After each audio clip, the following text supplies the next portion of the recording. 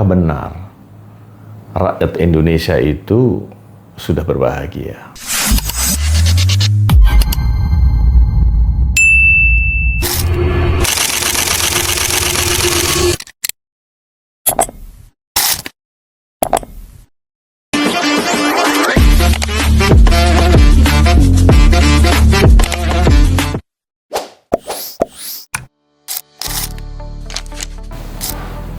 Halo guys, selamat bertemu kembali di YouTube channel saya. Kali ini saya tertarik untuk membahas apa yang disampaikan Presiden Prabowo pada perayaan Natal Nasional 5 Januari yang lalu di Tenis Indoor Senayan.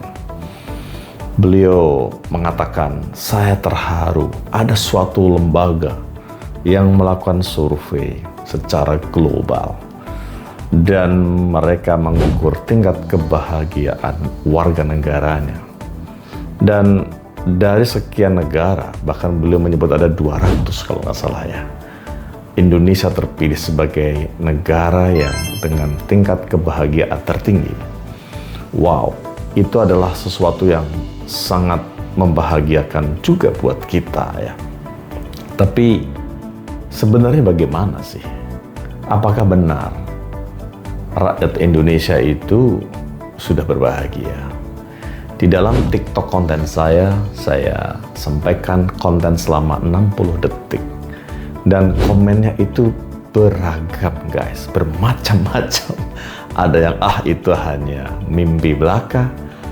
Ada juga yang menyampaikan, memang betul saya senang tinggal di Indonesia dengan keragaman budaya dan keramahannya dan sebagainya. Guys, sebetulnya kalau kita bicara mengenai kebahagiaan itu, maka itu terkait dengan satu survei yang disebut dengan apa? Global Flourishing Study. Global Flourishing Study ini siapa sih yang melakukan? Yang melakukan adalah Harvard University, Baylor University, dan Gallup. Nah, mereka melakukan suatu survei di 22 negara. Dan 22 negara ini sudah merepresentasikan, mewakili negara-negara dari berbagai benua di dunia.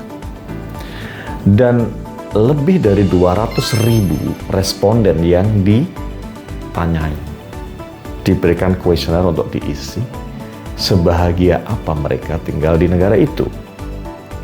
Tapi yang perlu kita ketahui guys, apa saja sih yang diukur dari Global Flourishing Study itu? Yang pertama adalah apa? Tujuan dan makna hidup. Itu yang ditanyakan guys. Yang kedua juga diekspor mengenai kualitas hubungan sosial. Itu juga ditanyakan. Kemudian yang ketiga ditanyakan adalah kesehatan mental dan fisik. Itu juga dieksplor ya dalam kuesioner itu. Kemudian karakter dan prososialitas. Nah, itu juga ditanyakan, digali ya ke respondennya. Apalagi guys, termasuk adalah kemampuan ekonomi dari warga negara itu. Jadi kalau dilihat dari aspek-aspek tadi, maka itu menggambarkan pengukuran yang lengkap ya dari konsep kebahagiaan. Dan disitulah Indonesia menempati ranking 1. Dan itu merupakan model utama buat kita bahwa pembangunan suatu negara itu tidak hanya bisa didasarkan pada besarnya GDP, Gross Domestic Product, tapi juga ada aspek flourishing tadi. Dan itu lembaga dunia loh yang melakukan survei itu. Apakah kemudian Indonesia rakyatnya semua bahagia? Itu pertanyaan yang lain guys. Itu mungkin ada survei yang lain yang harus ditanyakan. Dan ini adalah survei resmi.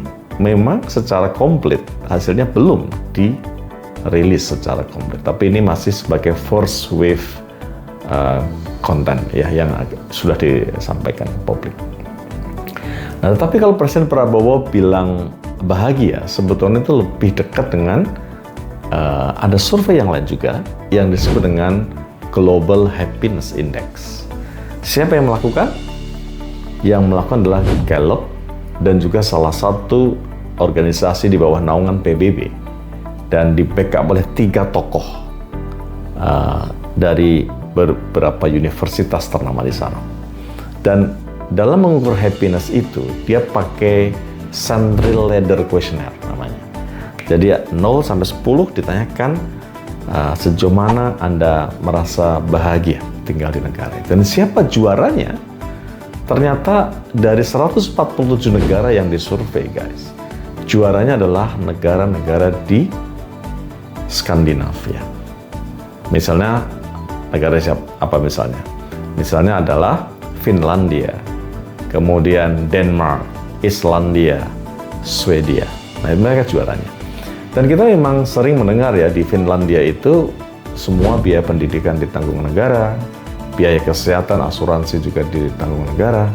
Jadi kurang bahagia apa warga negaranya? Karena semua biaya basic itu, dasar itu ditanggung oleh negara.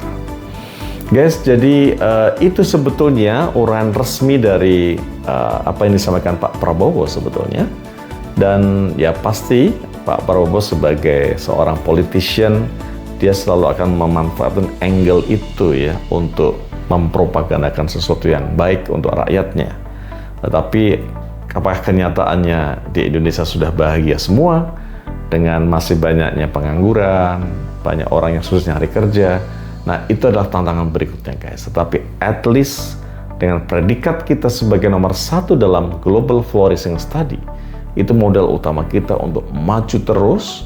Dan PR berikutnya yang kita harus kejar adalah menaikkan GDP kita yang sekitar mungkin sekarang 4.500 atau 5.000-an US dollars menuju ke 11 sampai 12 US dollars.